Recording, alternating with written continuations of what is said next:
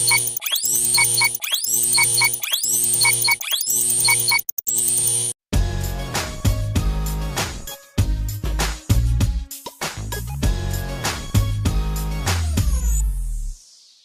this is Rick Cassell from exercisesforinjuries.com.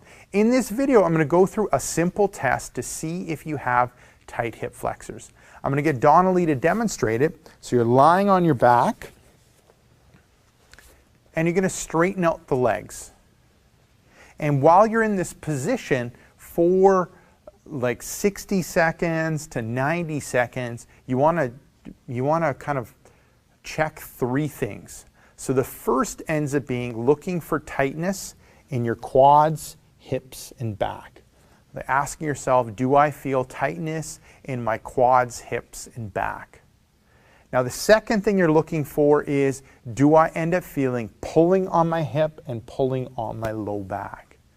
And then the third thing that you're asking is, does it feel like I have an increase in the curve in my lower back? Or, when I put my hand under my back, does it feel like there's lots of space? Okay, those are the three questions you're asking yourself while you're in this position for about 60 seconds to 90 seconds.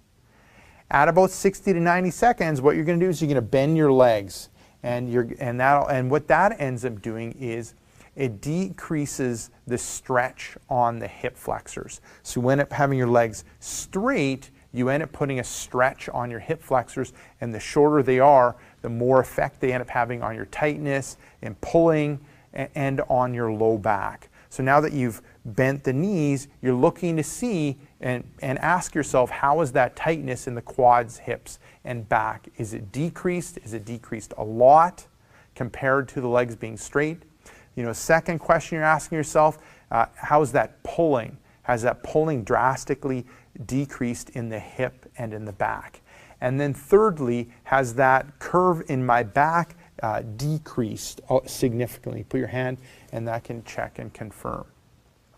So there you go. Looking at your answers to those questions, if you end up having lots of tightness in the quads, hips, and back, that's a good sign that you end up having tightness in the hip flexors. If you have lots of pulling on your hip and your low back, that's a good sign that you end up having tightness in your hip. And also when you're laying there and your legs are straight and you end up having a big curve in your lower back, that ends up being a sign that you end up having tight hip flexors. So if you have any of those signs, it's important for you to kind of address the hip flexor tightness, because hip flexor tightness ends up having an effect effect on our bodies. It can end up having an effect on our health, our performance, and increase risk of injury and slow down our recovery from injury. So this is Rick Cassell from exercisesforinjuries.com. Make sure to swing by exercisesforinjuries.com. Enter in your injury or pain. There's a good chance of an article, video, or interview that'll help you overcome your injury or pain.